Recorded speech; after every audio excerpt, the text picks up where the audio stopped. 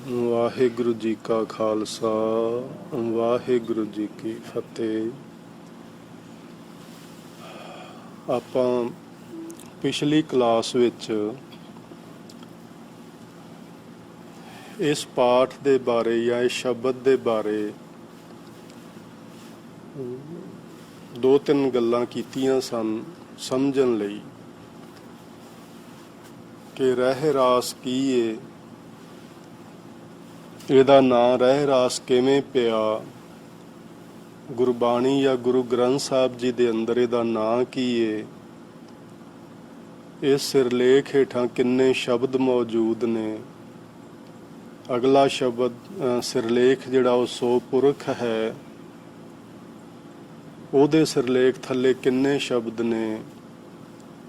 ਇਹ ਸਿੱਖਾਂ ਦੇ ਸ਼ਾਮ ਦੇ ਨਿਤਨੇਮ ਦੀ ਬਾਣੀ ਹੈ। ਇਹ ਸਾਰੀਆਂ ਚੀਜ਼ਾਂ ਆਪਾਂ ਪਿਛਲੀ ਕਲਾਸ ਵਿੱਚ ਸਮਝੀਆਂ ਸਨ ਤੇ ਇਸ ਵਾਰੀ ਆਪਾਂ ਉੱਥੋਂ ਹੀ ਸ਼ੁਰੂ ਕਰਾਂਗੇ ਜਿੱਥੇ ਆਪਾਂ ਛੱਡਿਆ ਸੀ।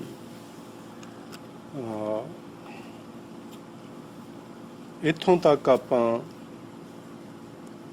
ਇਸ ਦੀ ਵਿਚਾਰ ਕਰ ਲਈ ਸੀ।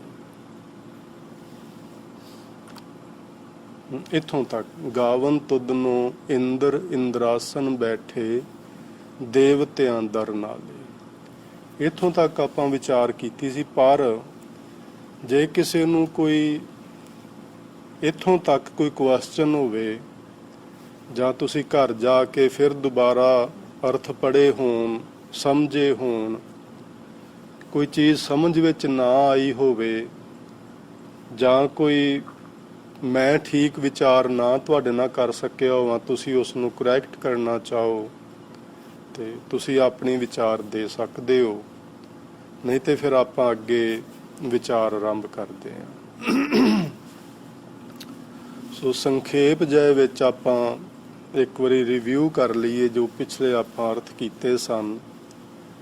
ਵੀ ਸਭ ਤੋਂ ਪਹਿਲਾਂ ਇਹ ਸੋ ਦਰ, ਇਹ ਇਸ ਬਾਣੀ ਦਾ ਸਿਰਲੇਖ ਹੈ। ਇਸ ਸਿਰਲੇਖ ਹੇਠਾਂ 5 ਸ਼ਬਦ ਦਰਜ ਨੇ।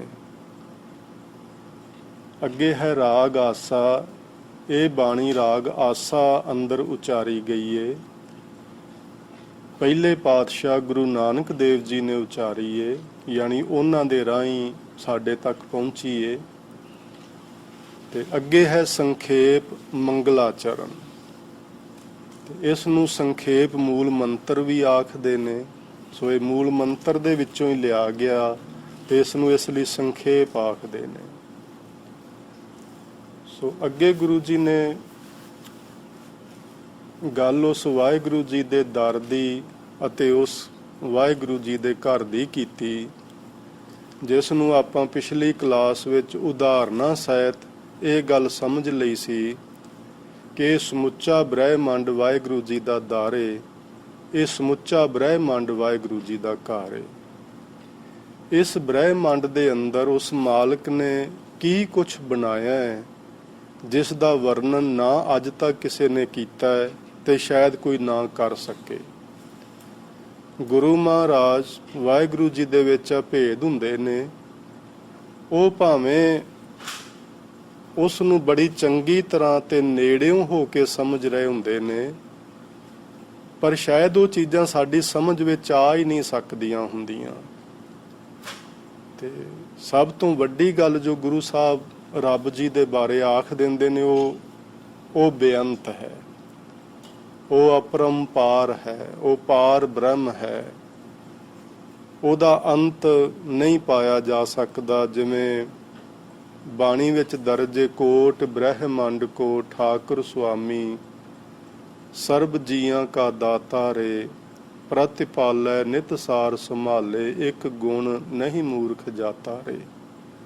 ਸੋ ਉਸ ਮਾਲਕ ਦੇ ਗੁਣ ਬੇਅੰਤ ਨੇ, ਉਸ ਮਾਲਕ ਦੀਆਂ ਵਡਿਆਈਆਂ ਬੇਅੰਤ ਨੇ। ਉਸ ਮਾਲਕ ਦਾ ਇਹ ਜੋ ਕਰਨਾ ਹੈ, ਸ੍ਰਿਸ਼ਟੀ ਦੀ ਰਚਨਾ ਹੈ, ਇਹ ਵੀ ਬੇਅੰਤ ਹੈ।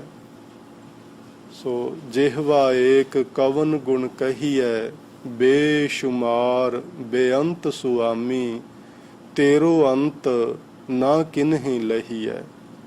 ਕਿਸੇ ਪਾਸੋਂ ਵੀ, ਕਿਸੇ ਕੋਲੋਂ ਵੀ ਉਸ ਵਾਹਿਗੁਰੂ ਜੀ ਦਾ ਅੰਤ ਪਾਰਾਵਾਰ ਜੋ ਹੈ ਉਹ ਨਹੀਂ ਪਾਇਆ ਜਾ ਸਕਦਾ। ਸੋ ਜਿੰਨਾ ਕੁ ਆਪਾਂ ਸਮਝ ਸਕਦੇ ਹਾਂ ਜਾਂ ਆਪਣੇ ਜ਼ੁਬਾਨ ਰਾਹੀਂ ਬੋਲ ਕੇ ਅੱਖਰਾਂ ਰਾਹੀਂ ਕਹਿ ਸਕਦੇ ਹਾਂ, ਉਹ ਇੰਨਾ ਕੀ ਕਹਿ ਸਕਦੇ ਹਾਂ ਕਿ ਵਾਹਿਗੁਰੂ ਬੇਅੰਤ ਏ, ਉਹਦੀ ਰਚਨਾ ਵੀ ਬੇਅੰਤ ਏ, ਤੇ ਇਹ ਸਾਰਾ ਬ੍ਰਹਿਮੰਡ ਜਾਂ ਸਮੁੱਚੀ ਲੋਕਾਈ ਜੋ ਕੁਛ ਵੀ ਮਾਲਕ ਨੇ ਇਹਨਾਂ ਬ੍ਰਹਿਮੰਡਾਂ ਵਿੱਚ ਬਣਾਇਆ ਹੈ, ਉਹ ਸਾਰੇ ਦਾ ਸਾਰਾ ਹੀ ਉਸ ਵਾਹਿਗੁਰੂ ਦਾ ਦਰ ਘਰ ਹੈ। ਇਸੇ ਦਰ ਘਰ ਵਿੱਚ ਬੈਠਾ ਹੀ ਉਹ ਸਾਡੇ ਸਾਰਿਆਂ ਜੀਵਾਂ ਦੀ ਸਾਰ ਸੰਭਾਲ ਕਰਦਾ ਹੈ। ਉਸ ਦੇ ਦਰ ਤੇ ਅਨੇਕਾਂ ਬੇਅੰਤ ਵਾਜੇ ਵੱਜਦੇ ਹਨ, ਬੇਅੰਤ ਵਧੀਆ ਨਾਦ ਹੋ ਰਿਹਾ ਹੈ, ਅਤੇ ਅਸੰਖਾਂ ਹੀ ਉਹਨਾਂ ਵਾਜਿਆਂ ਨੂੰ, ਉਸ ਨਾਦ ਨੂੰ ਵਜਾਉਣ ਵਾਲੇ ਹਨ। ਬੇਅੰਤ ਰਾਗ ਹਨ, ਬੇਅੰਤ ਰਾਗਣੀਆਂ ਹਨ, ਅਤੇ ਬੇਅੰਤ ਹੀ ਗਵਈਏ ਉਹਨਾਂ ਨੂੰ ਗਾਉਣ ਵਾਲੇ ਹਨ। ਭਾਵੇਂ ਸਮੁੱਚਾ ਬ੍ਰਹਿਮੰਡ ਇਹਦੀ ਬੇਅੰਤਤਾ ਦਾ ਹੀ ਵਰਣਨ ਕੀਤਾ ਜਾ ਰਿਹਾ ਹੈ। ਉਸ ਮਾਲਕ ਨੂੰ ਕੇਵਲ ਮਨੁੱਖ ਹੀ ਨਹੀਂ, ਸਗੋਂ ਜਿਨ੍ਹਾਂ ਨੂੰ ਅਸੀਂ ਨਿਰਜਿੰਦ ਚੀਜ਼ਾਂ ਕਹਿੰਦੇ ਆ, ਉਹ ਵੀ ਗਾ ਰਹੀਆਂ ਨੇ। ਉਸ ਨੂੰ ਪਵਨ ਗਾਉਂਦੀ ਏ, ਹਵਾ ਗਾਉਂਦੀ ਏ, ਉਸ ਨੂੰ ਪਾਣੀ ਗਾਉਂਦਾ ਹੈ, ਉਸ ਨੂੰ ਅੱਗ ਵੀ ਗਾ ਰਹੀ ਹੈ। ਪ੍ਰੋਫੈਸਰ ਸਾਹਿਬ ਸਿੰਘ ਨੇ ਇੱਕ ਬਚਨ ਲਿਖਿਆ, ਉਹ ਕਹਿੰਦੇ ਨੇ ਵੀ ਇਹ ਕਿਵੇਂ ਗਾ ਰਹੇ ਨੇ। ਅਗਨੀ, ਪਾਣੀ, ਹਵਾ, ਧਰਤੀ, ਚੰਦ, ਸਿਤਾਰੇ, ਇਹ ਸਾਰੇ ਦੇ ਸਾਰੇ ਉਸ ਮਾਲਕ ਨੂੰ ਕਿਵੇਂ ਗਾਉਂਦੇ ਨੇ। ਉਹ ਕਹਿੰਦੇ ਨੇ ਵਾਹਿਗੁਰੂ ਜੀ ਦੀ ਰਜ਼ਾ ਵਿੱਚ ਚੱਲਣਾ, ਇਹ ਹੀ ਉਹਨਾਂ ਦਾ ਪਰਮਾਤਮਾ ਨੂੰ ਗਾਉਣਾ ਹੈ, ਪਰਮਾਤਮਾ ਦੇ ਨਾਮ ਦਾ ਸਿਮਰਨ ਕਰਨਾ ਹੈ। ਸੋ ਇਹ ਸਾਰੀਆਂ ਚੀਜ਼ਾਂ ਲਗਾਤਾਰ ਵਾਹਿਗੁਰੂ ਜੀ ਦੇ ਹੁਕਮ ਵਿੱਚ ਚੱਲ ਰਹੀਆਂ ਨੇ, ਮਾਨੋ ਉਸ ਦੇ ਨਾਮ ਦਾ ਸਿਮਰਨ ਕਰ ਰਹੀਆਂ, ਉਸ ਦੇ ਨਾਮ ਦਾ ਗਾਇਨ ਕਰ ਰਹੀਆਂ ਨੇ। ਧਰਮ ਰੂਪ ਜੋ ਰਾਜਾ ਹੈ, ਉਹ ਵੀ ਉਸੇ ਨੂੰ ਹੀ ਗਾ ਰਿਹਾ ਹੈ। ਕਹੇ ਜਾਂਦੇ ਚਿੱਤਰ ਗੁਪਤ, ਜਿਨ੍ਹਾਂ ਦੇ ਬਾਰੇ ਆਪਾਂ ਪਿਛਲੀ ਕਲਾਸ ਵਿੱਚ ਖੁੱਲ੍ਹ ਕੇ ਵਿਚਾਰ ਕਰ ਚੁੱਕੇ ਹਾਂ, ਉਹ ਕੀ ਨੇ, ਉਹ ਵੀ ਗਾਉਂਦੇ ਨੇ ਉਸ ਮਾਲਕ ਨੂੰ। ਸੋ ਉਸ ਮਾਲਕ ਨੂੰ ਸ਼ਿਵ ਆਦਿਕ, ਬ੍ਰਹਮਾ ਅਤੇ ਸਾਰੀਆਂ ਦੇਵੀਆਂ ਦੇਵਤੇ ਜੋ ਉਸ ਮਾਲਕ ਦੇ ਸਵਾਰੇ ਹੋਏ, ਉਸ ਮਾਲਕ ਦੇ ਦਰ ਉੱਤੇ ਸਦਾ ਸ਼ੋਭਨੀਕ ਹੁੰਦੇ ਨੇ। ਸੋਹਨ ਤੇਰੇ ਸਦਾ ਸੁਆਰੇ, ਹੇ ਵਾਹਿਗੁਰੂ ਤੇਰੇ ਸਵਾਰੇ ਹੋਏ ਤੇਰੇ ਦਰ ਤੇ ਉਹ ਸ਼ੋਭਾ ਪਾਉਂਦੇ ਨੇ, ਉਹ ਸਾਰੇ ਤੈਨੂੰ ਗਾ ਰਹੇ ਨੇ। ਇੰਦਰ, ਇੰਦਰਾਸਨ, ਇੰਦਰਾਸਨ ਦਾ ਮਤਲਬ ਹੈ ਇੰਦਰ ਦੇ ਆਸਨ ਉੱਤੇ। ਸਾਰੇ ਇੰਦਰ ਆਪਣੇ ਆਪਣੇ ਆਸਨਾਂ ਤੇ ਬੈਠੇ ਹੋਏ ਦੇਵਤਿਆਂ ਸਹਿਤ ਤੇਰੇ ਦਰ ਤੇ ਤੈਨੂੰ ਗਾ ਰਹੇ ਨੇ। ਆਪਾਂ ਇਹ ਵੀ ਗੱਲ ਸਮਝ ਲਈ ਸੀ ਕਿ ਇੰਦਰ ਕੀ ਏ, ਦੇਵੀਆਂ ਕੀ ਨੇ। ਜਿਵੇਂ ਅਸੀਂ ਮਿਸਾਲ ਦੇ ਤੌਰ ਤੇ ਗੁਰੂ ਨਾਨਕ ਦੇਵ ਮਹਾਰਾਜ ਦਾ ਬਚਨ ਜੋ ਉਹਨਾਂ ਨੇ ਆਸਾ ਕੀ ਵਾਰ ਵਿੱਚ ਲਿਖਿਆ, ਜੇ ਉਸ ਨੂੰ ਪੜ੍ਹੀਏ ਤੇ ਸਪਸ਼ਟ ਹੋ ਜਾਂਦਾ ਦੇਵੀਆਂ ਦੇਵਤੇ ਕੀ ਨੇ। ਅੰਨ ਦੇਵਤਾ, ਪਾਣੀ ਦੇਵਤਾ, ਬੈਸੰਤਰ ਦੇਵਤਾ, ਲੂਣ, ਪੰਜਵਾਂ ਪਾਇਆ ਘਿਰਤ, ਇਹ ਸਾਰੇ ਦੇਵਤੇ ਨੇ, ਸਾਨੂੰ ਦੇ ਰਹੇ ਨੇ ਕੁਝ। ਦੇਵਤਾ ਅਸਲ 'ਚ ਕਹਿੰਦੇ ਹੀ ਨੇ ਦੇਣ ਵਾਲੇ ਨੂੰ। ਸੂਰਜ ਦੇਵਤਾ ਹੈ, ਉਹ ਕੀ ਦੇ ਰਿਹਾ ਹੈ? ਪੂਰੇ ਬ੍ਰਹਿਮੰਡ ਨੂੰ એનર્ਜੀ ਦਿੰਦਾ ਹੈ, ਗਰਮੀ ਦਿੰਦਾ ਹੈ, ਜਿਹਦੇ ਤੋਂ ਜੀਵਾਂ ਦਾ ਜੀਵਨ ਚੱਲਦਾ ਹੈ। ਕੇਵਲ ਜੀਵਾਂ ਦਾ ਹੀ ਨਹੀਂ, ਸਗੋਂ ਪਸ਼ੂ, ਪੰਛੀ, ਪੌਦੇ, ਵਨ, ਸਮੁੱਚੀ ਵਨਸਪਤੀ, ਉਸ ਤੋਂ ਇਹ ਤਾਕਤ ਲੈ ਕੇ, ਉਸ ਤੋਂ એનર્ਜੀ ਲੈ ਕੇ ਹਰੀ ਭਰੀ ਹੈ। ਸਭ ਕੁਝ ਉਹਦੇ ਕਾਰਨ ਹੀ ਹੈ। ਸੋ ਉਹ ਇੱਕ ਬਹੁਤ ਵੱਡਾ ਦੇਵਤਾ ਹੈ। ਪਰ ਗੁਰਮਤ ਨੇ ਇਹ ਸਾਰੇ ਦੇਵਤੇ ਉਸ ਵਾਹਿਗੁਰੂ ਜੀ ਦੇ ਅਧੀਨ ਮੰਨੇ ਨੇ। ਆਪਣੀ ਸ਼ਕਤੀ, ਆਪਣੀ ਸਮਰੱਥਾ ਇਹਨਾਂ ਦੇ ਪਾਸ ਨਹੀਂ। ਇਹ ਸਭ ਕੁਝ ਉਸ ਮਾਲਕ ਤੋਂ ਇਹਨਾਂ ਨੂੰ ਮਿਲਿਆ ਜੋ ਅੱਗੇ ਬ੍ਰਹਿਮੰਡ ਦੇ ਅੰਦਰ ਦੇ ਰਹੇ ਨੇ। ਸੋ ਇੰਦਰ ਕੀ ਸੀ? ਬੱਦਲ ਨੂੰ ਜਾਂ ਬਰਸਾਤ ਨੂੰ ਮੰਨਿਆ ਜਾਂਦਾ ਹੈ। ਇੰਦਰ ਨੂੰ ਬਰਸਾਤ ਦਾ ਦੇਵਤਾ ਮੰਨਿਆ ਜਾਂਦਾ ਹੈ।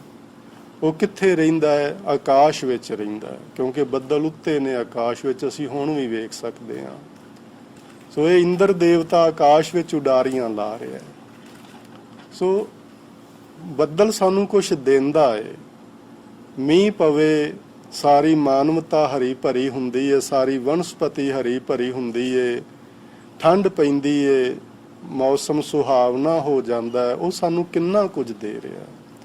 ਸੋ ਇਹ ਸਾਰੇ ਇਸ ਕਰਕੇ ਇਹਨਾਂ ਨੂੰ ਦੇਵਤੇ ਆਖਿਆ। ਜਿੰਨੀਆਂ ਰੱਬੀ ਸ਼ਕਤੀਆਂ ਨੇ ਬ੍ਰਹਿਮੰਡ ਦੇ ਅੰਦਰ, ਜੋ ਸਾਡੇ ਅੰਦਰ ਵੀ ਮੌਜੂਦ ਹਨ, ਸਾਨੂੰ ਉਹ ਕੁਝ ਦੇ ਰਹੀਆਂ ਨੇ, ਉਹ ਸਭ ਦੇਵੀਆਂ ਤੇ ਦੇਵਤੇ ਹਨ। ਅਸੀਂ ਲక్ష్ਮੀ ਦੇਵੀ ਦੀ ਗੱਲ ਕੀਤੀ ਸੀ। ਮਾਇਆ ਤੋਂ ਬਿਨਾਂ ਸੰਸਾਰ ਵਿੱਚ ਕੋਈ ਵੀ ਕੰਮ ਨਹੀਂ ਚੱਲਦਾ, ਇਸ ਲਈ ਉਸ ਨੂੰ ਵੀ ਦੇਵੀ ਮੰਨਿਆ ਗਿਆ ਹੈ। ਸੋ ਇਸ ਢੰਗ ਦੇ ਨਾਲ ਇਹ ਸਾਰੇ ਦੇ ਸਾਰੇ ਸਮੁੱਚੇ ਬ੍ਰਹਿਮੰਡ ਦੇ ਅੰਦਰ ਜਿਹੜੀਆਂ ਵੱਡੀਆਂ ਮਹਾਨ ਸ਼ਕਤੀਆਂ ਨੇ, ਉਹ ਸਾਰੀਆਂ ਦੀਆਂ ਸਾਰੀਆਂ ਉਸ ਵਾਹਿਗੁਰੂ ਜੀ ਨੂੰ ਉਹਦੇ ਇਸ ਦਰ ਉੱਤੇ ਹੀ, ਭਾਵ ਬ੍ਰਹਿਮੰਡ ਵਿੱਚ ਹੀ ਗਾ ਰਹੀਆਂ ਨੇ, ਸਿਫਤ ਸਲਾਹ ਕਰ ਰਹੀਆਂ ਨੇ, ਉਹਦੇ ਹੁਕਮ ਵਿੱਚ ਚੱਲ ਰਹੀਆਂ ਨੇ। ਹੁਕਮ ਵਿੱਚ ਚੱਲਣਾ ਹੀ ਉਹਦੀ ਸਿਫਤ ਕਰਨਾ ਹੈ। ਸੋ ਆਓ ਹੁਣ ਅਸੀਂ ਅਗਲੇ ਵਿਚਾਰ ਸ਼ੁਰੂ ਕਰਦੇ ਹਾਂ। ਪਾਠ ਆਪਾਂ ਇਹ ਸਾਰੀ ਪੌੜੀ ਦਾ ਪਿਛਲੀ ਕਲਾਸ ਵਿੱਚ ਕਰ ਲਿਆ ਸੀ, ਸੋ ਇਸ ਵਾਰੀ ਆਪਾਂ ਪਾਠ ਨਹੀਂ ਕਰਾਂਗੇ। ਸੋ ਇਸ ਨੂੰ ਵਿਚਾਰਨ ਦੀ ਆਪਾਂ ਕੋਸ਼ਿਸ਼ ਕਰਦੇ ਹਾਂ। ਗਾਵਨ ਤੁਧਨੋ ਸਿੱਧ ਸਮਾਧੀ ਅੰਦਰ। ਹੇ ਵਾਹਿਗੁਰੂ, ਜਿੱਥੇ ਤੈਨੂੰ ਇਹ ਅਣਦਿਸਦੀਆਂ ਵੱਡੀਆਂ ਵੱਡੀਆਂ ਸ਼ਕਤੀਆਂ ਗਾ ਰਹੀਆਂ ਨੇ, ਮਿਸਾਲ ਦੇ ਤੌਰ ਤੇ ਧਰਮ ਰੂਪ ਰਾਜਾ, ਚਿੱਤਰ ਗੁਪਤ, ਹੋਰ ਆਕਾਸ਼ ਵਿੱਚ ਰਹਿਣ ਵਾਲੇ ਦੇਵੀਆਂ ਦੇਵਤੇ, ਉਹ ਸਭ ਤੈਨੂੰ ਗਾ ਰਹੇ ਨੇ। ਉਹਦੇ ਨਾਲ ਨਾਲ ਜੋ ਸਾਡੇ ਇਸ ਧਰਤੀ ਉੱਤੇ ਵਿਚਰਨ ਵਾਲੇ ਲੋਕ, ਵੱਡੇ ਵੱਡੇ ਸਿੱਧ ਲੋਕ, ਸਿੱਧ ਦਾ ਅਰਥ ਗੁਰਬਾਣੀ ਵਿੱਚ ਤੇ ਗੁਰਮਤ ਮੁਤਾਬਕ ਹੁੰਦਾ ਹੈ ਕਾਮਯਾਬ। ਜਿਹੜਾ ਮਨੁੱਖ ਆਪਣੇ ਕਿਸੇ ਕਰਮ ਵਿੱਚ ਕਾਮਯਾਬ ਹੋ ਗਿਆ, ਉਸ ਨੂੰ ਸਿੱਧ ਆਖੀਦਾ ਹੈ। ਜਦੋਂ ਕੋਈ ਮਨੁੱਖ, ਜੋ ਸਾਡੀ ਜ਼ਿੰਦਗੀ ਦਾ ਪਰਪਸ ਹੈ ਵਾਹਿਗੁਰੂ ਜੀ ਦੇ ਵਿੱਚ ਇੱਕਮਿਕ ਹੋਣਾ, ਜਦੋਂ ਉਹਦੇ ਵਿੱਚ ਕੋਈ ਕਾਮਯਾਬ ਹੁੰਦਾ ਤੇ ਉਸ ਨੂੰ ਵੀ ਸਿੱਧ ਆਖਿਆ ਜਾ ਸਕਦਾ ਹੈ। ਪਰ ਇੱਥੇ ਉਸ ਸਿੱਧ ਦੀ ਗੱਲ ਨਹੀਂ, ਇੱਥੇ ਉਹਨਾਂ ਸਿੱਧਾਂ ਦੀ ਗੱਲ ਹੈ ਜਿਹੜੇ ਘਰ-ਬਾਰ ਛੱਡ ਕੇ ਤੇ ਹਿਮਾਲਿਆ ਪਰਬਤ ਦੀਆਂ ਠੰਡੀਆਂ ਗੁਫਾਵਾਂ ਵਿੱਚ ਜਾ ਕੇ ਵੜ ਕੇ ਬੈਠੇ ਸਨ, ਜਿਨ੍ਹਾਂ ਨੂੰ ਗੁਰੂ ਨਾਨਕ ਦੇਵ ਸਾਹਿਬ ਉੱਥੇ ਜਾ ਕੇ ਮਿਲੇ ਸਨ। ਉਹਨਾਂ ਸਿੱਧਾਂ ਦੀ ਗੱਲ ਹੈ। ਸੋ ਗੁਰੂ ਨਾਨਕ ਦੇਵ ਜੀ ਫਰਮਾਉਂਦੇ ਨੇ ਕਿ ਹੇ ਵਾਹਿਗੁਰੂ, ਇੰਨੇ ਇੰਨੇ ਵੱਡੇ ਪੁੱਗੇ ਹੋਏ ਜੋਗੀ ਆਪਣੀ ਸਮਾਧੀ ਅਵਸਥਾ ਵਿੱਚ ਬੈਠ ਕੇ ਉਹ ਵੀ ਤੈਨੂੰ ਗਾਉਂਦੇ ਨੇ। ਗਾਵਨ ਤੁਧਨੋ ਸਾਧ ਵਿਚਾਰੇ। ਸਾਧੂ ਸੰਤ ਮਹਾਤਮਾ ਲੋਕ ਤੇਰੇ ਨਾਮ ਦੀ ਵਿਚਾਰ ਗਿਆਨ ਚਰਚਾ ਕਰਦੇ ਨੇ, ਤੇ ਉਹ ਵੀ ਤੈਨੂੰ ਇਸ ਢੰਗ ਨਾਲ ਗਾ ਹੀ ਰਹੇ ਨੇ, ਤੇਰੀ ਸਿਫਤ ਸਲਾਹ ਕਰਦੇ ਨੇ। ਉਹ ਕਿਸੇ ਨਾਲ ਜਦੋਂ ਗੱਲਬਾਤ ਵੀ ਕਰਦੇ ਨੇ ਤੇ ਉਹ ਫਜ਼ੂਲ ਦੀ ਨਹੀਂ ਕਰਦੇ, ਉਹ ਰੱਬ ਦੇ ਨਾਂ ਦੀ ਕਰਦੇ ਨੇ, ਕੋਈ ਮਨੁੱਖੀ ਜੀਵਨ ਨੂੰ ਹੋਰ ਉੱਚਾ ਉਠਾਉਣ ਵਾਸਤੇ ਕਰਦੇ ਨੇ। ਸਾਡੀ ਜਿਹੜੀ ਸੁਰਤ ਵਿਕਾਰਾਂ ਵਿੱਚ ਥੱਲੇ ਡਿੱਗੀ ਹੋਈ ਏ, ਉਸ ਨੂੰ ਉੱਚਿਆਂ ਚੁੱਕਣ ਵਾਸਤੇ ਉਹ ਸਾਡੇ ਨਾਲ ਗੱਲਬਾਤ ਕਰਦੇ ਨੇ। ਸੋ ਇਸ ਤਰ੍ਹਾਂ ਵੱਡੇ ਵੱਡੇ ਸਾਧੂ ਮਹਾਂਪੁਰਸ਼ ਲੋਕ ਜਿਹੜੇ ਨੇ, ਉਹ ਵੀ ਤੈਨੂੰ ਹੀ ਗਾ ਰਹੇ ਨੇ। ਗਾਵਨ ਤੁਧਨੋ ਜਤੀ ਸਤੀ ਸੰਤੋਖੀ। ਜਤੀ ਮੈਨੇ ਉੱਚੇ ਸੁੱਚੇ ਜੀਵਨ ਵਾਲੇ, ਚੰਗੇ ਆਚਰਨ ਵਾਲੇ ਮਨੁੱਖ। ਸਤੀ ਮੈਨੇ ਦਾਨੀ ਹੁੰਦਾ ਹੈ ਤੇ ਸਤਵਾਦੀ ਵੀ ਪੁਰਸ਼ ਹੁੰਦਾ ਹੈ। ਸੰਤੋਖੀ ਮੈਨੇ ਜਿਹੜੇ ਸਬਰ ਸੰਤੋਖ ਵਿੱਚ ਰਹਿੰਦੇ ਨੇ। ਲੋਭ ਦਾ ਉਲਟ ਹੁੰਦਾ ਹੈ ਸੰਤੋਖ, ਜਿਹੜੇ ਕਿਸੇ ਤਰ੍ਹਾਂ ਦਾ ਜ਼ਿੰਦਗੀ ਦੇ ਅੰਦਰ ਲੋਭ ਨਹੀਂ ਕਰਦੇ। ਹਾਂ, ਉਹ ਧਰਮ ਦੀ ਕਿਰਤ ਕਰਦੇ ਨੇ, ਧਰਮ ਦੀ ਕਿਰਤ ਕਰਕੇ ਜੋ ਉਹਨਾਂ ਨੂੰ ਉਹਦੇ ਤੋਂ ਪ੍ਰਾਪਤ ਹੁੰਦਾ ਹੈ ਉਸ ਨੂੰ ਉਹ ਵੰਡ ਕੇ ਛਕਦੇ ਨੇ, ਉਹਨਾਂ ਨੂੰ ਸੰਤੋਖੀ ਆਖੀਦਾ ਹੈ। ਗਾਵਨ ਤੁਧਨੋ ਵੀਰ ਕਰਾਰੇ। ਵੀਰ ਮੈਨੇ ਸੂਰਮੇ ਯੋਧੇ, ਕਰਾਰੇ ਮੈਨੇ ਤਕੜੇ। ਬੜੇ ਤਕੜੇ ਤਕੜੇ ਵੱਡੇ ਵੱਡੇ ਯੋਧੇ ਉਹ ਵੀ ਤੇ ਜਤੀ ਸਤੀ ਸੰਤੋਖੀ ਵੀ, ਭਾਵ ਉੱਚੇ ਆਚਰਨ ਵਾਲੇ, ਸਤਵਾਦੀ, ਦਾਨੀ ਪੁਰਸ਼, ਸੰਤੋਖ ਵਿੱਚ ਰਹਿਣ ਵਾਲੇ ਲੋਕ, ਹੇ ਵਾਹਿਗੁਰੂ, ਉਹ ਸਾਰੇ ਤੈਨੂੰ ਗਾ ਰਹੇ ਨੇ, ਤੇਰੇ ਨਾਮ ਦਾ ਸਿਮਰਨ ਕਰ ਰਹੇ ਨੇ। ਗਾਵਨ ਤੁਧ ਨੂੰ ਪੰਡਿਤ, ਪੜਨ ਰਖੀਸੁਰ, ਜੁਗ ਜੁਗ ਵੇਦਾਂ ਨਾਲੇ। ਇੱਥੇ ਥੋੜਾ ਜਿਹਾ ਆਪਾਂ ਉਚਾਰਨ ਵੱਲੇ ਵੀ ਧਿਆਨ ਦੇਣਾ ਹੈ। ਪੰਡਿਤ ਸ਼ਬਦ ਜਿਹੜਾ ਇਹਦੇ ਡੱਡੇ ਨੂੰ ਸਿਹਾਰੀ ਪਈ ਹੋਈ ਏ, ਆਪਾਂ ਬਹੁਤ ਵਾਰੀ ਇਸ ਨੂੰ ਸਿੱਧਾ ਪੰਡਤ ਪੜ੍ਹਦੇ ਹਾਂ। ਸੋ ਇਹਦਾ ਉਚਾਰਨ ਪੰਡਿਤ ਜਿਹੜਾ ਹੈ ਉਹ ਜਿਹੜੀ ਹਿੰਦੀ ਭਾਸ਼ਾ ਹੈ ਉਹਦੇ ਮੁਤਾਬਕ ਵੀ ਗਲਤ ਹੈ, ਸੰਸਕ੍ਰਿਤ ਦੇ ਮੁਤਾਬਕ ਵੀ ਗਲਤ ਹੈ ਸਿੱਧਾ ਪੰਡਿਤ ਕਹਿਣਾ।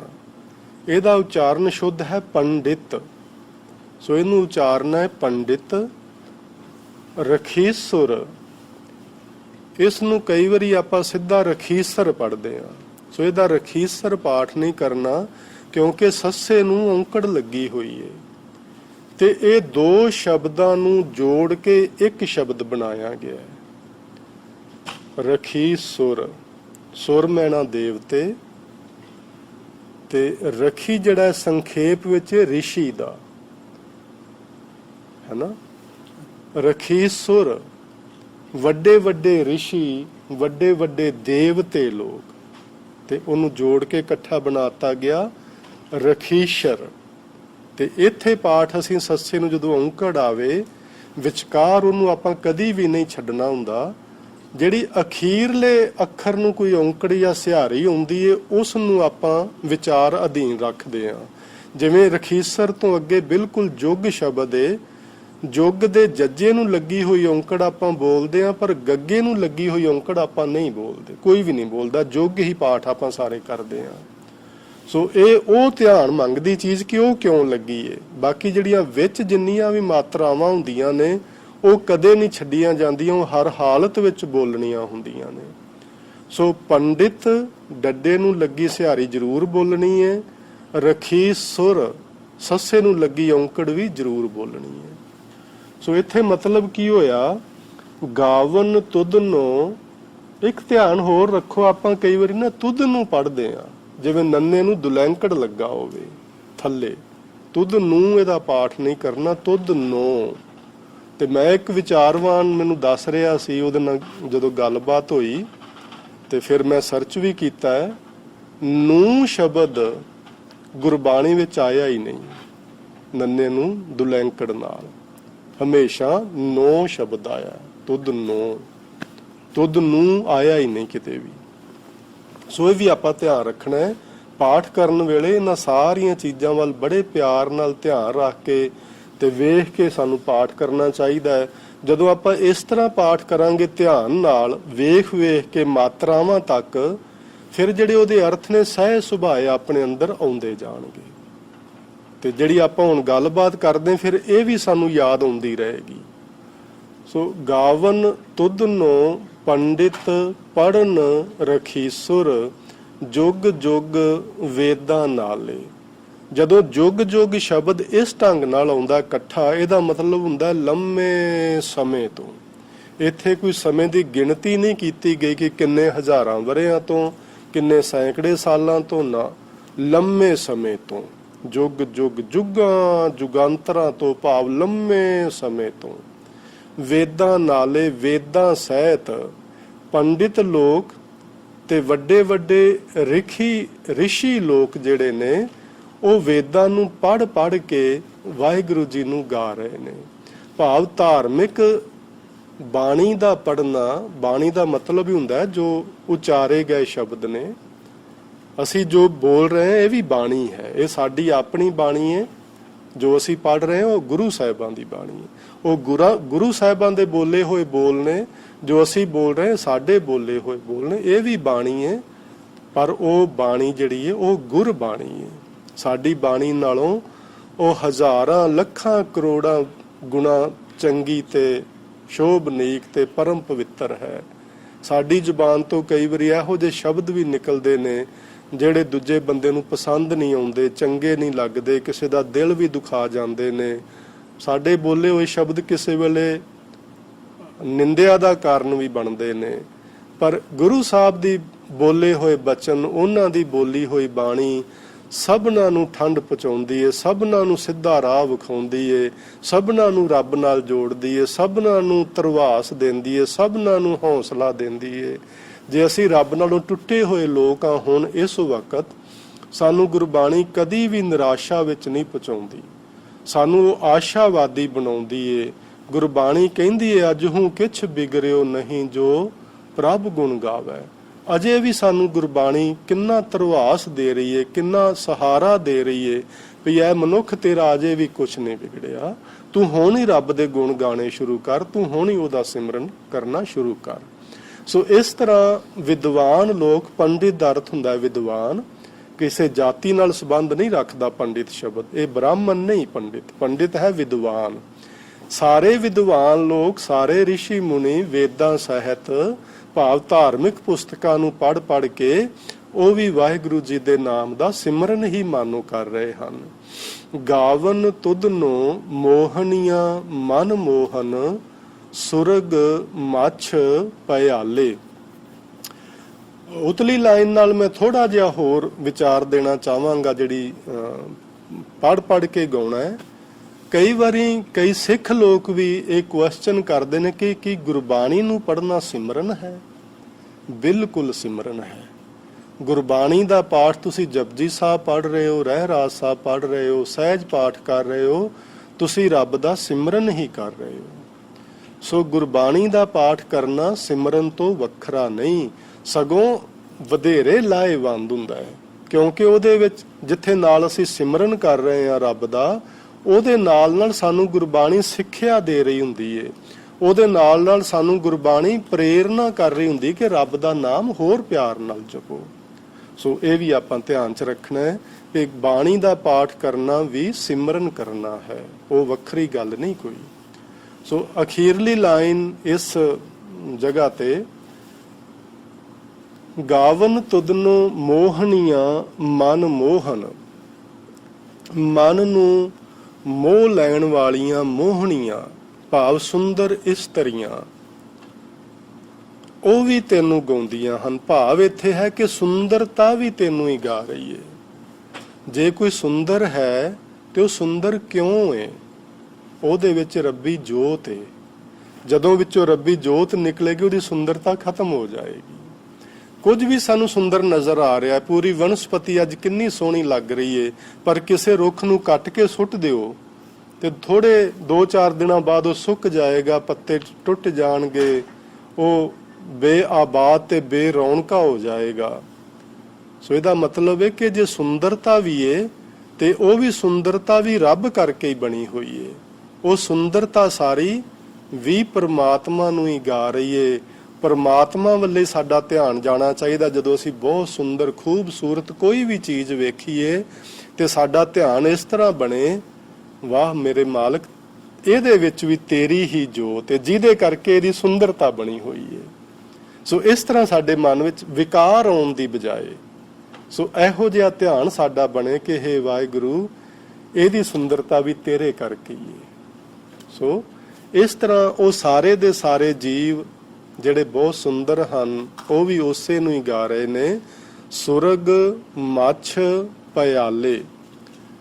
ਸੁਰਗ ਲੋਕ ਵਿੱਚ ਭਾਵ ਆਕਾਸ਼ ਲੋਕ ਵਿੱਚ, ਇੱਥੇ ਇਹ ਨਹੀਂ ਲੈਣਾ ਕਿ ਕਿਤੇ ਵੱਖਰਾ ਕੋਈ ਸੁਰਗ ਬਣਾਇਆ ਹੈ ਰੱਬ ਨੇ। ਸੁਰਗ ਦੀ ਗੱਲ ਬਿਲਕੁਲ ਗੁਰਮਤ ਵਿੱਚ ਜਿਸ ਢੰਗ ਨਾਲ ਬਾਕੀ ਮੱਤਾਂ ਨੇ ਆਖੀ ਉਸ ਤਰ੍ਹਾਂ ਦੀ ਪ੍ਰਵਾਨ ਗੁਰਮਤ ਨੇ ਨਹੀਂ ਕੀਤੀ।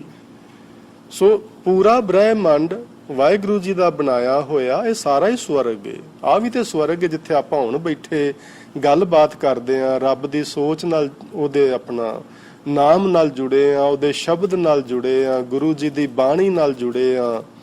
ਅਸੀਂ ਕਿੰਨੇ ਸ਼ਾਂਤ ਬੈਠੇ ਆ, ਸਾਡੇ ਮਨ 'ਚ ਕੋਈ ਹੁਣ ਵਿਕਾਰ ਨਹੀਂ ਆ ਰਿਹਾ, ਕੋਈ ਮਾੜਾ ਫੁਰਨਾ ਨਹੀਂ ਆ ਰਿਹਾ। ਤੇ ਇਹ ਵੀ ਤੇ ਸਵਰਗ ਹੀ ਹੈ। ਇਸ ਤੋਂ ਵਧੀਆ ਹੋਰ ਸਵਰਗ ਕਿੱਥੋਂ ਲੱਭਣਾ ਹੈ? ਸੋ ਸਾਧ ਸੰਗਤ ਮਹਿ ਬਸੈ ਗੋਪਾਲ, ਗੁਰੂ ਜੀ ਨੇ ਬਾਣੀ ਵਿੱਚ ਬਚਨ ਆਖੇ ਹੋਏ ਨੇ। ਪਰਮਾਤਮਾ ਦਾ ਵਾਸਾ ਹੁੰਦਾ ਹੈ ਸਾਧ ਸੰਗਤ ਵਿੱਚ, ਜਿੱਥੇ ਆਪਾਂ ਹੁਣ ਬੈਠੇ ਆ। ਇਹਦੇ 'ਚ ਪਰਮਾਤਮਾ ਜ਼ਾਹਰਾ ਤੌਰ ਤੇ ਵਰਤ ਰਿਹਾ ਹੈ, ਸਾਡੇ ਸਾਰਿਆਂ ਦੇ ਮਨਾਂ ਦਾ ਟਿਕਾ ਬਣਿਆ ਹੋਇਆ। ਸੋ ਇਹ ਹੈ ਸੁਰਗ ਭਾਵ ਆਕਾਸ਼ ਲੋਕ ਵਿੱਚ ਰਹਿਣ ਵਾਲੇ ਮੱਛ ਮੈਨੇ ਮਾਤ ਲੋਕ, ਇਹ ਧਰਤੀ, ਇਸ ਧਰਤੀ ਉੱਤੇ ਵਸਣ ਵਾਲੇ ਸਾਰੇ ਜੀਵ।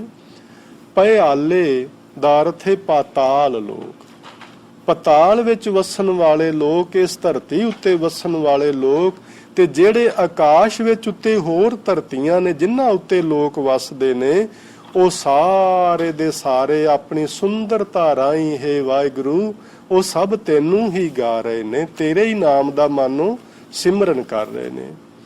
ਗਾਵਨ ਤੁਧਨੋ ਰਤਨ ਉਪਾਏ ਤੇਰੇ 860 ਤੀਰਥ ਨਾਲੇ। ਹਿੰਦੁਸਤਾਨ ਦੇ ਅੰਦਰ ਹਿੰਦੂ ਵਿਚਾਰਧਾਰਾ ਦੇ ਮੁਤਾਬਕ 68 ਤੀਰਥ ਮੁੱਖ ਰੂਪ ਵਿੱਚ ਮੰਨੇ ਗਏ ਨੇ, ਜਿਨ੍ਹਾਂ ਉੱਤੇ ਇਸ਼ਨਾਨ ਕਰਨਾ ਹਰ ਹਿੰਦੂ ਨੂੰ ਉਹਨਾਂ ਨੇ ਜਿਵੇਂ ਜ਼ਰੂਰੀ ਕਰਾਰ ਦਿੱਤਾ ਹੋਵੇ ਕਿ ਸਭਨਾਂ ਨੂੰ ਚਾਹੀਦਾ ਏ ਕਿ ਉਹ 68 ਤੀਰਥਾਂ ਉੱਤੇ ਇਸ਼ਨਾਨ ਕਰਨ। ਭਾਵੇਂ ਸਾਰੇ ਲੋਕ ਨਹੀਂ ਕਰ ਪਾ ਸਕਦੇ, ਪਰ ਗੁਰਬਾਣੀ ਵਿੱਚ ਇਹ ਬਚਨ ਇੱਕ ਉਦਾਹਰਨ ਦੇ ਤੌਰ ਤੇ ਵਰਤਿਆ ਗਿਆ ਹੈ। ਗਾਵਨ ਤੁਧਨੋ ਰਤਨ ਉਪਾਏ ਤੇਰੇ 860 ਤੀਰਥ ਨਾਲੇ। ਉਹਨਾਂ ਤੀਰਥਾਂ ਦੀ ਕੋਈ ਨਿੰਦਿਆ ਨਹੀਂ ਕੀਤੀ ਗਈ, ਸਗੋਂ ਉਹਨਾਂ ਨੂੰ ਰਤਨ ਆਖਿਆ ਗਿਆ। ਰਤਨ ਕਿਉਂ ਆਖਿਆ ਗਿਆ ਹੈ? ਜਦੋਂ ਕੋਈ ਮਨੁੱਖ ਧਾਰਮਿਕ ਅਸਥਾਨ ਤੇ ਜਾਂਦਾ ਹੈ, ਉੱਥੇ ਉਹ ਜ਼ਰੂਰ ਕੋਈ ਨਾ ਕੋਈ ਧਾਰਮਿਕ ਮਨੁੱਖ ਨੂੰ ਮਿਲਦਾ ਹੈ। ਜਦੋਂ ਅਸੀਂ ਕਿਸੇ ਧਾਰਮਿਕ ਆਗੂ ਨੂੰ ਉੱਥੇ ਜਾ ਕੇ ਕਿਸੇ ਮਹਾਂਪੁਰਸ਼ ਨੂੰ, ਸਾਧੂ ਸੰਤ ਨੂੰ ਮਿਲਾਂਗੇ, ਉਹਦੇ ਕੋਲੋਂ ਕੁਝ ਚੰਗਾ ਹੀ ਸਿੱਖ ਕੇ ਵਾਪਸ ਆਵਾਂਗੇ। ਭਾਵੇਂ ਅੱਜ ਇਸ ਚੱਲ ਰਹੇ ਸਮੇਂ ਵਿੱਚ ਗੁਰੂ ਨਾਨਕ ਸਾਹਿਬ ਦੇ ਕਹਿਣ ਮੁਤਾਬਕ ਥਾ ਨਸ਼ਟ ਜਗ ਭ੍ਰਿਸ਼ਟ ਹੋਏ, ਡੂਬਤਾ ਇਹ ਜਗ। ਭਾਵੇਂ ਉਹ ਤੀਰਥ ਸਥਾਨ, ਭਾਵੇਂ ਉਹ ਧਰਮ ਸਥਾਨ ਭ੍ਰਿਸ਼ਟ ਹੋ ਗਏ ਨੇ ਮਾਇਆ ਦੇ ਕਾਰਨ। ਲੋਕ ਜਿਹੜੇ ਉੱਥੇ ਵੱਸਦੇ ਨੇ, ਮੇਰੇ ਵਰਗੇ ਰਹਿਣ ਵਾਲੇ, ਉਹਨਾਂ ਦੀ ਵਿਚਾਰ ਗੁਰਬਾਣੀ ਨਾਲੋਂ, ਧਰਮ ਪੁਸਤਕਾਂ ਨਾਲੋਂ ਟੁੱਟੀ ਹੋਈ ਏ। ਉਹਨਾਂ ਦੀ ਵਿਚਾਰ ਕੇਵਲ ਮਾਇਆ ਨਾਲ ਜੁੜੀ ਹੋਈ ਏ, ਇਸ ਕਰਕੇ ਉਹ ਥਾਂ ਵੀ ਭ੍ਰਿਸ਼ਟ ਹੋ ਗਏ ਨੇ। ਪਰ ਉਹ ਇੱਕ ਵੱਖਰੀ ਕਹਾਣੀ ਏ, ਪਰ ਉਹ ਜਗ੍ਹਾ ਦਾ ਕਸੂਰ ਨਹੀਂ। ਜਗ੍ਹਾ ਰਤਨ ਵਰਗੀ ਏ। ਜੇ ਹੁਣ ਸਾਡੇ ਕੋਲ ਇੱਥੇ ਇੱਕ ਹੀਰਾ ਪਿਆ ਹੋਵੇ ਤੇ ਅਸੀਂ ਉਹਦੇ ਉੱਤੇ ਲਿਆ ਕੇ ਗੰਦ ਪਾ ਦਈਏ, ਹੀਰੇ ਦਾ ਤੇ ਕੋਈ ਕਸੂਰ ਨਹੀਂ, ਉਹ ਕਸੂਰ ਸਾਡਾ ਹੋਏਗਾ, ਅਸੀਂ ਉਹਨੂੰ ਵੀ ਗੰਦਾ ਕੀਤਾ ਹੈ।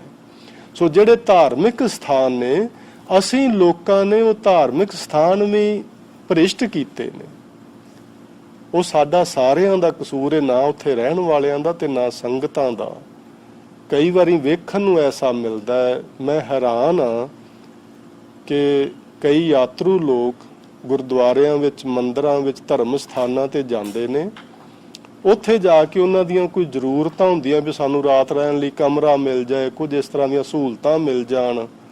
ਜੇ ਉਹ ਨਹੀਂ ਮਿਲਦੀਆਂ ਤੇ ਉੱਥੋਂ ਦੇ ਆਗੂਆਂ ਨੂੰ ਉਹ ਰਿਸ਼ਵਤ ਦੇਣਾ ਚਾਹ ਰਹੇ ਹੁੰਦੇ ਨੇ ਕਿ ਤੁਸੀਂ ਸਾਡੇ ਤੋਂ ਪੈਸੇ ਲੈ ਲਓ, 500 ਰੁਪਇਆ ਲੈ ਲਓ, ਸਾਨੂੰ ਕਮਰਾ ਦੇ ਦਿਓ।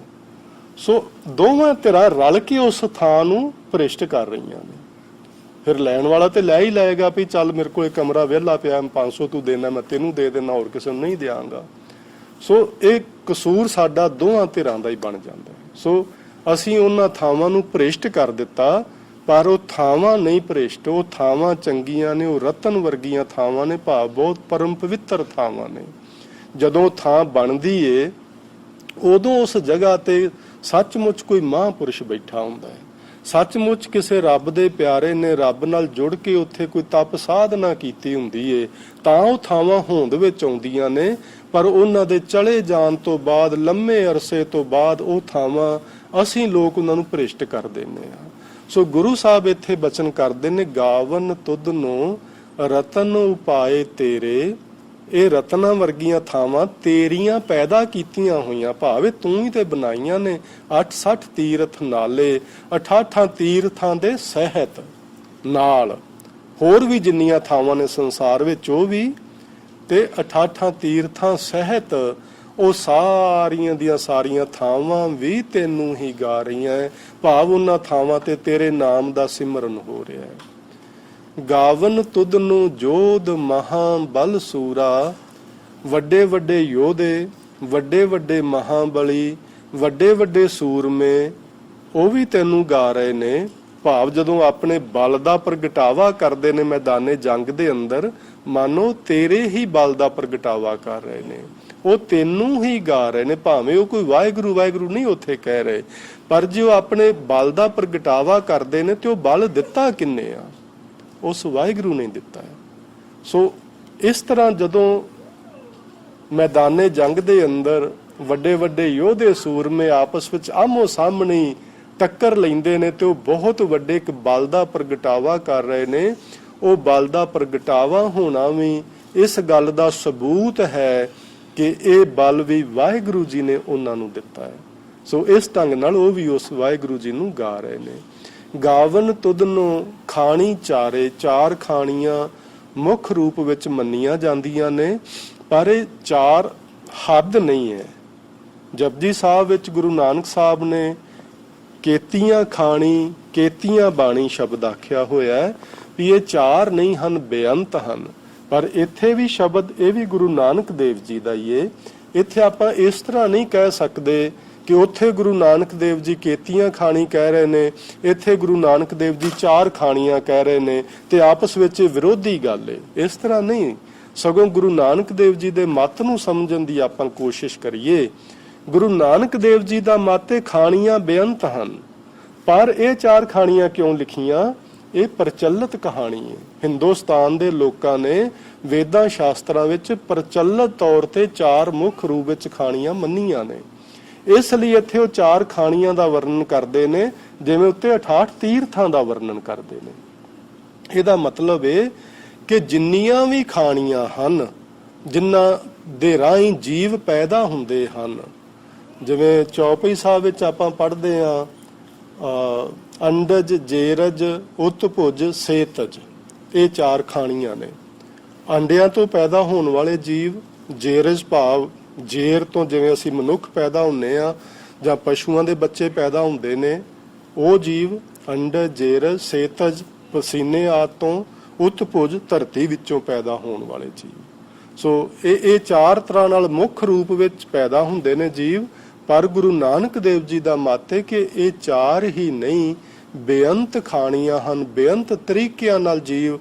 ਸਗੋਂ ਗੁਰਮਤਿ ਤੇ ਕਈ ਵਾਰੀ ਮੰਨਦੀ ਕਿ ਆਕਾਸ਼ ਵਿੱਚ ਵੀ ਜੀਵ ਪੈਦਾ ਹੋ ਰਹੇ ਨੇ, ਆਕਾਸ਼ ਵਿੱਚ ਪੈਦਾ ਹੁੰਦੇ ਨੇ, ਆਕਾਸ਼ ਵਿੱਚ ਹੀ ਮਰ ਜਾਂਦੇ ਨੇ ਜੀਵ। ਹਰ ਥਾਂ ਤੇ ਇਸ ਪੂਰੇ ਖਲਾਅ ਵਿੱਚ ਜੀਵ ਨੇ। ਸੋ ਉਹ ਵਿੱਚੇ ਹੀ ਪੈਦਾ ਹੋ ਰਹੇ ਨੇ, ਵਿੱਚੇ ਹੀ ਮਰ ਰਹੇ ਨੇ। ਸੋ ਇਸ ਤਰ੍ਹਾਂ ਬੇਅੰਤ ਖਾਣੀਆਂ ਹਨ, ਬੇਅੰਤ ਉਹਨਾਂ ਦੀਆਂ ਬੋਲੀਆਂ ਬਾਣੀਆਂ ਹਨ। ਸੋ ਸਾਰੇ ਦੇ ਸਾਰੇ ਤੈਨੂੰ ਹੈ ਵਾਹਿਗੁਰੂ ਗਾ ਰਹੇ ਨੇ। ਗਾਵਨ ਤੁਧਨੋਂ ਖੰਡ ਮੰਡਲ ਬ੍ਰਹਮੰਡਾ, ਕਰ ਕਰ ਰੱਖੇ ਤੇਰੇ ਧਾਰੇ। ਇਹ ਖੰਡ ਦਾ ਮਤਲਬ ਇੱਕ ਹਿੱਸਾ, ਮੰਡਲ ਮੈਨੇ ਇੱਕ ਉਸ ਤੋਂ ਵੱਡਾ ਹਿੱਸਾ, ਬ੍ਰਹਮੰਡਾ ਮੈਨੇ ਪੂਰਾ ਬ੍ਰਹਿਮੰਡ, ਜਿਹਦੇ ਵਿੱਚ ਇੱਕ ਸੂਰਜ ਆ ਜਾਂਦਾ, ਚੰਦਰਮਾ ਆ ਜਾਂਦਾ, ਜਿਹੜੇ 7 ਪਲੈਨਟਸ ਹੁੰਦੇ ਨੇ। ਇਹ ਯਾਨੀ ਇਸ ਨੂੰ ਹਿੰਦੀ ਵਿੱਚ ਤੇ ਸੌਰ ਮੰਡਲ ਆਖਦੇ ਨੇ, ਸੂਰੀਆ ਮੰਡਲ, ਸੂਰਜ ਦੇ ਦੁਆਲੇ ਘੁੰਮਣ ਵਾਲੀਆਂ ਜਿੰਨੇ ਵੀ ਮੰਡਲ ਨੇ ਉਹ ਇੱਕ ਬ੍ਰਹਿਮੰਡ ਬਣ ਜਾਂਦਾ ਹੈ। ਤੇ ਇਸ ਤਰ੍ਹਾਂ ਦੇ ਬੇਅੰਤ ਬੇਅੰਤ ਬ੍ਰਹਿਮੰਡ ਹਨ, ਬੇਅੰਤ ਸੂਰਜ ਹਨ, ਬੇਅੰਤ ਹੀ, ਕੋਈ ਅੰਤ ਨਹੀਂ। ਸੋ ਹੁਣ ਅਸੀਂ ਗੱਲ ਕਰਦੇ ਹਾਂ ਵੀ ਗੁਰੂ ਨਾਨਕ ਸਾਹਿਬ ਕਹਿੰਦੇ ਨੇ ਉਹ ਗਾ ਰਹੇ ਨੇ। ਹੁਣ ਕਿਵੇਂ ਗਾ ਰਹੇ ਨੇ? ਜਿਵੇਂ ਜਦੋਂ ਯੋਧੇ ਆਪਣੇ ਬਲ ਦਾ ਪ੍ਰਗਟਾਵਾ ਕਰਦੇ ਨੇ ਤੇ ਮਹਿਸੂਸ ਹੁੰਦਾ ਹੈ ਕਿ ਇਹਨਾਂ ਵਿੱਚ ਰੱਬ ਦਾ ਪਾਇਆ ਹੋਇਆ ਇੰਨਾ ਬਲ ਹੈ ਤੇ ਰੱਬ ਦੀ ਯਾਦ ਆਉਂਦੀ ਹੈ। ਧਰਤੀ ਆਕਾਸ਼ ਵਿੱਚ ਹੀ ਤੇ ਹੈ, ਇਹਦੇ ਥੱਲਿਓਂ ਖਾਲੀ ਹੈ ਜਗ੍ਹਾ। ਚੰਦਰਮਾ ਵੇਖਦੇ ਆ, ਸੂਰਜ ਵੇਖਦੇ ਆ, ਐਡੀਆਂ ਐਡੀਆਂ ਧਰਤੀਆਂ ਕਿਵੇਂ ਆਕਾਸ਼ ਵਿੱਚ ਹੀ ਘੁੰਮੀ ਜਾ ਰਹੀਆਂ ਹੈ। ਲਗਾਤਾਰ ਕੋ ਕਰੋੜੀ ਚਲਤ ਨਾ ਅੰਤ, ਕਿੰਨਾ ਕੁ ਚੱਲ ਰਹੀਆਂ ਨੇ, ਕਦੋਂ ਤੋਂ ਚੱਲ ਰਹੀਆਂ, ਕਦੋਂ ਤੱਕ ਚੱਲਦੀਆਂ ਰਹਿਣਗੀਆਂ, ਕੋਈ ਗਿਣਤੀ ਮਿਣਤੀ ਨਹੀਂ। ਮਾਨੋ ਇਹਨਾਂ ਦਾ ਵਾਹਿਗੁਰੂ ਜੀ ਦੀ ਰੱਬੀ ਸ਼ਕਤੀ ਦੁਆਰਾ, ਵਾਹਿਗੁਰੂ ਜੀ ਦੇ ਹੁਕਮ ਵਿੱਚ ਚੱਲਣਾ ਹੀ ਇੱਕ ਤਰ੍ਹਾਂ ਨਾਲ ਵਾਹਿਗੁਰੂ ਜੀ ਦੇ ਸਿਮਰਨ ਦਾ ਪ੍ਰਗਟਾਵਾ ਕਰਨਾ ਹੈ। ਇਹ ਉਹਦਾ ਸਿਮਰਨ ਹੀ ਕਰ ਰਹੇ ਨੇ ਸਾਰੇ। ਖੰਡ ਮੰਡਲ ਤੇ ਬ੍ਰਹਿਮੰਡ, ਹਿੱਸੇ ਵੱਡੇ ਹਿੱਸੇ ਤੇ ਪੂਰੇ ਬ੍ਰਹਿਮੰਡ। ਕਰ ਕਰ ਰੱਖੇ ਤੇਰੇ ਧਾਰੇ, ਤੇਰੇ ਟਿਕਾਏ ਹੋਏ, ਤੇਰੇ ਆਸਰੇ ਤੇ ਟਿਕੇ ਹੋਏ, ਤੇਰੇ ਤੋਂ ਬਲ ਲੈ ਕੇ, ਤੇਰੇ ਤੋਂ ਸ਼ਕਤੀ ਲੈ ਕੇ ਸਾਰੇ ਬ੍ਰਹਿਮੰਡ ਟਿਕੇ ਹੋਏ ਨੇ ਤੇ ਤੇਰੇ ਟਿਕਾਏ ਹੋਏ ਇਹ ਤੇਰੇ ਹੀ ਨਾਮ ਦਾ ਜਸ ਗਾ ਰਹੇ ਨੇ। सेई तुध नो गावन जो तुध भावन रते तेरे भगत रसाले। हुण गुरु नानक साहब कहंदे ने ਉਹ ਹੀ ਤੈਨੂੰ ਗਾਉਂਦੇ ਨੇ ਜੋ ਤੈਨੂੰ ਚੰਗੇ ਲੱਗਦੇ ਨੇ। ਵੇਖੋ ਇਹ ਜਿਹੜੇ ਖੰਡ ਬ੍ਰਹਿਮੰਡ ਨੇ, ਪੌਣ ਪਾਣੀ ਬੈਸੰਤਰ ਨੇ, ਜਿੰਨੀਆਂ ਇਹ ਧਾਤੂਆਂ, ਜਿੰਨਾ ਕੁਝ ਸਾਨੂੰ ਨਜ਼ਰ ਆ ਰਿਹਾ ਜਾਂ ਨਹੀਂ ਵੀ ਨਜ਼ਰ ਆ ਰਿਹਾ, ਉਹ ਤੇ ਸਾਰੇ ਦਾ ਸਾਰਾ ਵਾਹਿਗੁਰੂ ਜੀ ਦੀ ਰੱਬੀ ਰਜ਼ਾ ਵਿੱਚ ਚੱਲ ਰਿਹਾ ਏ ਤੇ ਇੱਕ ਉਹ ਅਨਹਦ ਨਾਦ ਪੈਦਾ ਕਰ ਰਿਹਾ ਹੈ। ਅਸੀਂ ਪਿਛਲੀ ਕਲਾਸ ਵਿੱਚ ਸਮਝ ਲਿਆ ਸੀ ਕਿ ਉਹ ਨਾਦ ਕਿਵੇਂ ਪੈਦਾ ਕਰਦੇ ਨੇ, ਪਾਣੀ ਦਾ ਚੱਲਣਾ ਕਿਵੇਂ ਨਾਦ ਪੈਦਾ ਕਰਦਾ ਹੈ, ਹਵਾ ਦਾ ਚੱਲਣਾ ਕਿਸ ਤਰ੍ਹਾਂ ਆਵਾਜ਼ ਪੈਦਾ ਕਰਦਾ ਹੈ।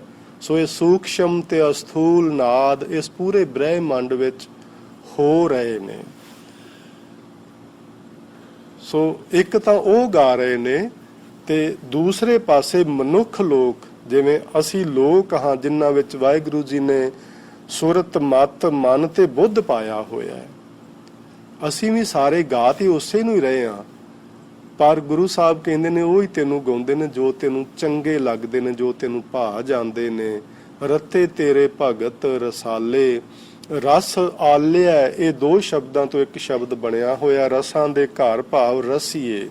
ਵੱਡੇ ਵੱਡੇ ਭਗਤ ਲੋਕ ਜੋ ਤੇਰੇ ਨਾਮ ਸਿਮਰਨ ਵਿੱਚ ਜੁੜ ਕੇ ਤੇਰੇ ਨਾਮ ਸਿਮਰਨ ਦਾ ਰਸ ਮਾਣਦੇ ਨੇ, ਉਹ ਸਾਰੇ ਦੇ ਸਾਰੇ ਤੈਨੂੰ ਹੀ ਗਾ ਰਹੇ ਨੇ। ਹੋਰ ਕੇਤੇ ਤੁਧ ਨੂੰ ਗਾਵਨ। ਹੁਣ ਗੁਰੂ ਨਾਨਕ ਸਾਹਿਬ ਅਖੀਰ ਤੇ ਜਿਵੇਂ ਮਨ ਨੂੰ ਇਹ ਗੱਲ ਕਹਿੰਦੇ ਨੇ, ਹੇ ਵਾਹਿਗੁਰੂ ਹੋਰ ਕਿੰਨੇ ਕੁ ਤੈਨੂੰ ਗਾਉਂਦੇ ਨੇ। ਵੇਖੋ ਗੁਰੂ ਨਾਨਕ ਸਾਹਿਬ ਨੇ ਕਿੰਨਾ ਖੁੱਲ ਕੇ ਵਰਣਨ ਕੀਤਾ ਹੈ ਕਿ ਰੱਬੀ ਸ਼ਕਤੀਆਂ, ਇਹ ਦੇਵੀਆਂ ਦੇਵਤੇ, ਪੌਣ ਪਾਣੀ ਬੈਸੰਤਰ, ਇਹ ਖੰਡ ਬ੍ਰਹਿਮੰਡ, ਇਹ ਵੱਡੇ ਵੱਡੇ ਯੋਧੇ, ਮਹਾਬਲੀ, ਸੂਰਮੇ, ਰਿਸ਼ੀ ਮੁਨੀ, ਸਭ ਪੰਡਿਤ ਆਦਿਕ ਸਭ ਤੈਨੂੰ ਹੀ ਗਾ ਰਹੇ ਨੇ। ਕਿੰਨਾ ਵਿਸ਼ਾਲ ਹੈ ਉਹਨਾਂ ਦਾ ਹਿਰਦਾ।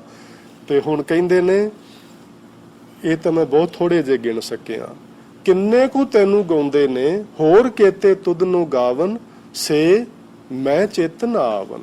ਸੇ ਮੈਨੇ ਉਹ, ਮੈਂ ਮੈਨੇ ਮੇਰੇ, ਚਿਤ ਨਾ ਆਵਨ ਮੇਰੇ ਚਿੱਤ ਵਿੱਚ ਵੀ ਨਹੀਂ ਆਉਂਦੇ। ਨਾਨਕ ਕਿਆ ਵਿਚਾਰੇ।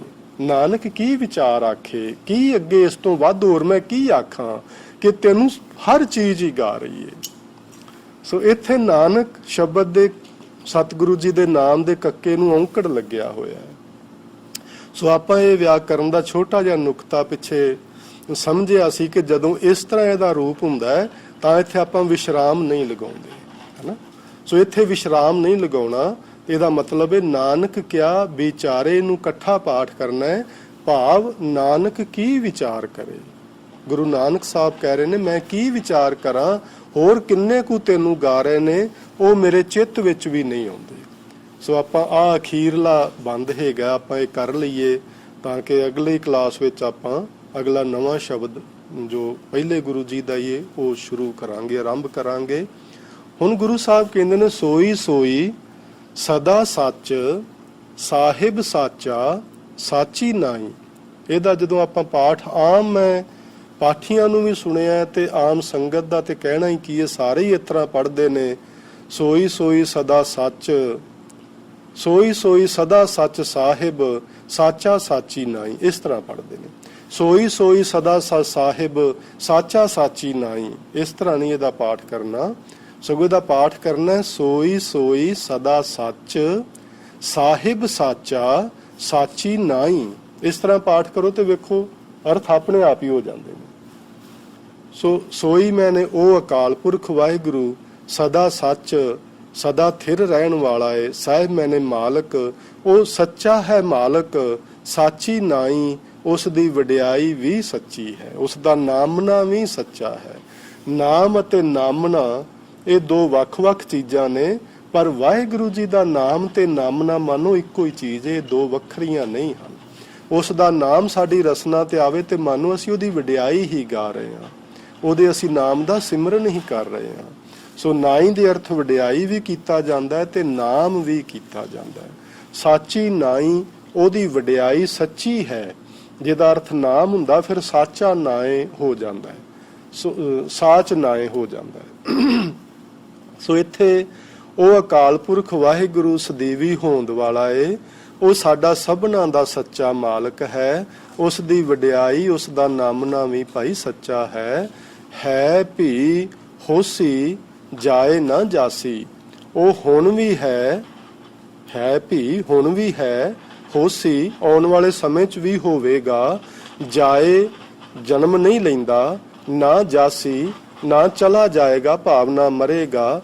ਰਚਨਾ ਜਿਨ ਰਚਾਈ, ਜਿਸ ਮਾਲਕ ਨੇ ਪੂਰੀ ਬ੍ਰਹਿਮੰਡੀ ਰਚਨਾ ਨੂੰ ਰਚਾਇਆ ਹੋਇਆ ਹੈ। ਰੰਗੀ ਰੰਗੀ ਭਾਂਤੀ ਕਰ ਕਰ ਜਿਨਸੀ, ਮਾਇਆ ਜਿਨ ਉਪਾਈ।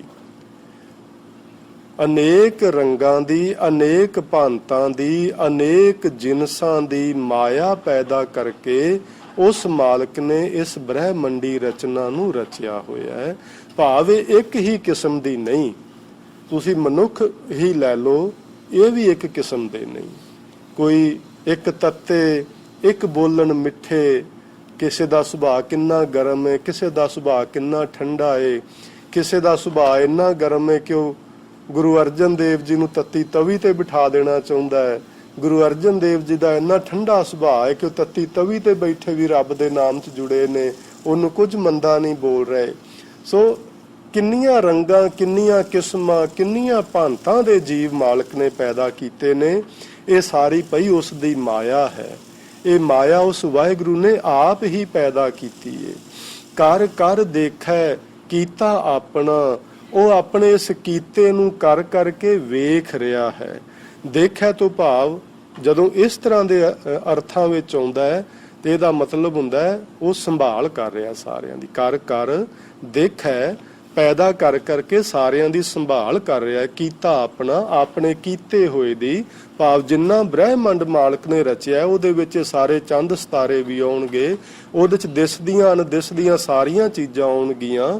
ਭਾਵ ਹਰ ਚੀਜ਼, ਹਰ ਵਸਤੂ, ਹਰ ਜੀਵ ਜਿਸ ਜਿਸ ਨੂੰ ਮਾਲਕ ਜੀ ਨੇ ਪੈਦਾ ਕੀਤਾ, ਸਭਨਾਂ ਦੀ ਸਾਰ ਸੰਭਾਲ ਉਹ ਆਪ ਕਰ ਰਿਹਾ। ਜਿਉਂ ਤਿਸ ਦੀ ਵਡਿਆਈ, ਇਸ ਤਰ੍ਹਾਂ ਹੀ ਬਈ ਉਸ ਦੀ ਵਡਿਆਈ ਏ। ਇਹ ਹੀ ਉਹਦੀ ਵਡਿਆਈ ਏ ਕਿ ਉਹਦੇ ਨਿਗਾਹ ਤੋਂ ਬਾਹਰ ਕੋਈ ਵੀ ਨਹੀਂ। ਉਹ ਸਾਰਿਆਂ ਦੀ ਸਾਰ ਸੰਭਾਲ ਪਿਆ ਕਰਦਾ ਹੈ।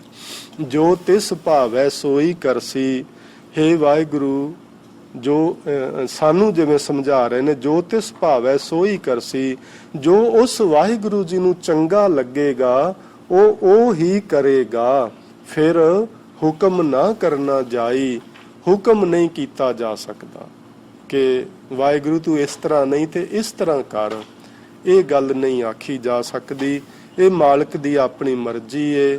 ਮਾਲਕ ਨੇ ਆਪਣੀ ਮਰਜ਼ੀ ਵਿੱਚ ਬ੍ਰਹਿਮੰਡ ਦੀ ਰਚਨਾ ਨੂੰ ਰਚਿਆ ਹੈ। ਜਦੋਂ ਉਹਦੀ ਮਰਜ਼ੀ ਨਹੀਂ ਸੀ ਉਦੋਂ ਇਹ ਕੁਝ ਵੀ ਨਹੀਂ ਸੀ। ਮਰਜ਼ੀ ਹੋਈ ਹੈ ਸਭ ਕੁਝ ਬਣ ਗਿਆ। ਜਦੋਂ ਮਰਜ਼ੀ ਨਹੀਂ ਹੋਏਗੀ ਇਹ ਕੁਝ ਵੀ ਨਹੀਂ ਰਹੇਗਾ। ਸੋ ਪਾਤਸ਼ਾਹ ਸ਼ਾਹਾਂ ਪਤ ਸਾਹਿਬ, ਉਹ ਸੱਚਾ ਸ਼ਾਹ ਹੈ।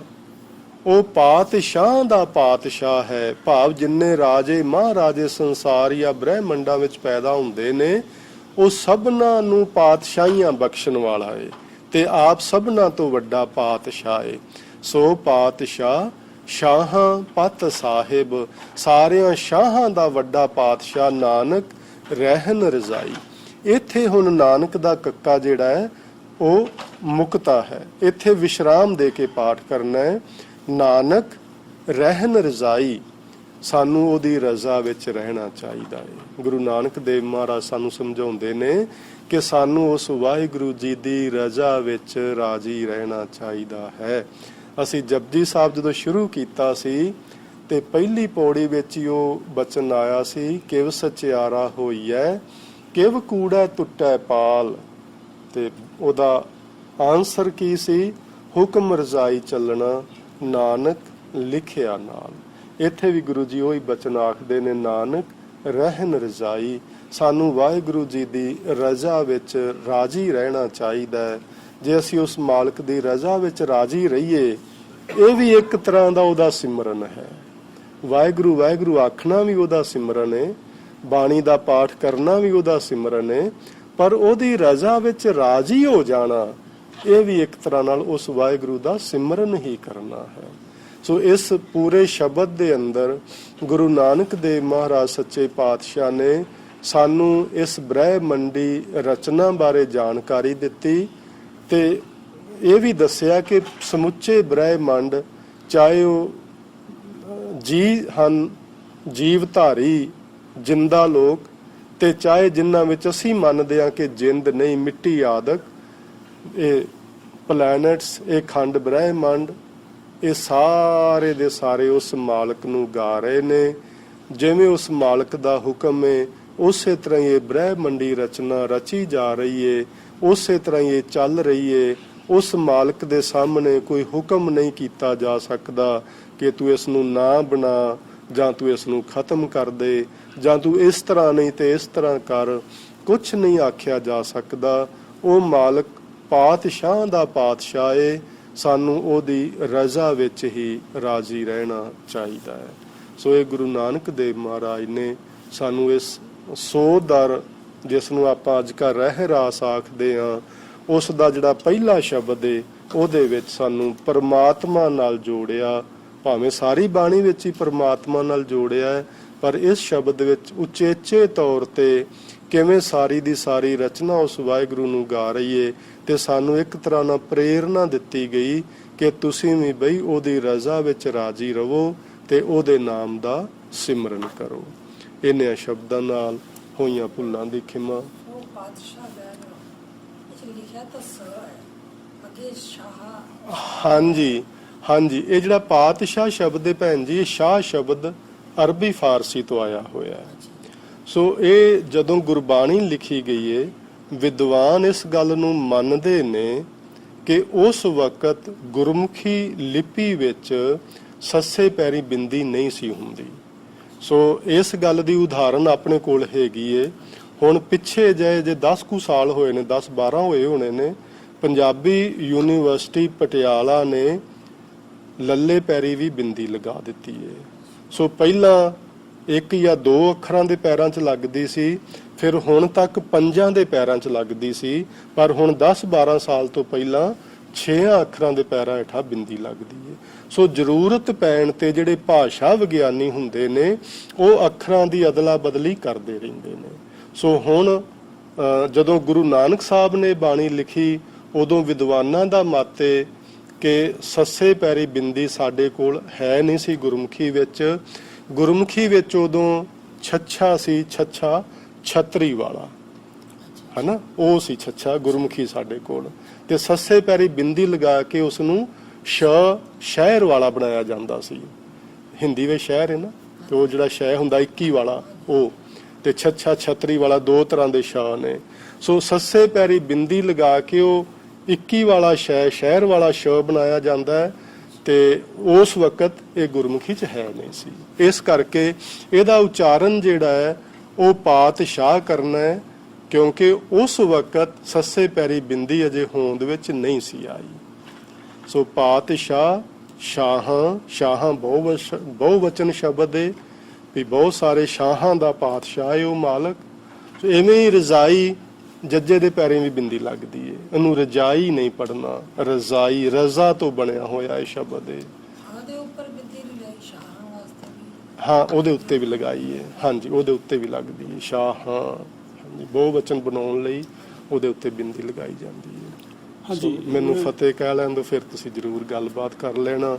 ਸੋ ਆਪਾਂ ਫਤਿਹ ਆਖਾਂਗੇ, ਫਿਰ ਮੇਰਾ ਖਿਆਲ ਮੈਂ ਦੀ ਰਿਕਾਰਡਿੰਗ ਬੰਦ ਕਰ ਦਾਂਗਾ, ਫਿਰ ਆਪਾਂ ਗੱਲਬਾਤ ਕਰਾਂਗੇ। ਵਾਹਿਗੁਰੂ ਜੀ ਕਾ ਖਾਲਸਾ, ਵਾਹਿਗੁਰੂ ਜੀ ਕੀ ਫਤਿਹ।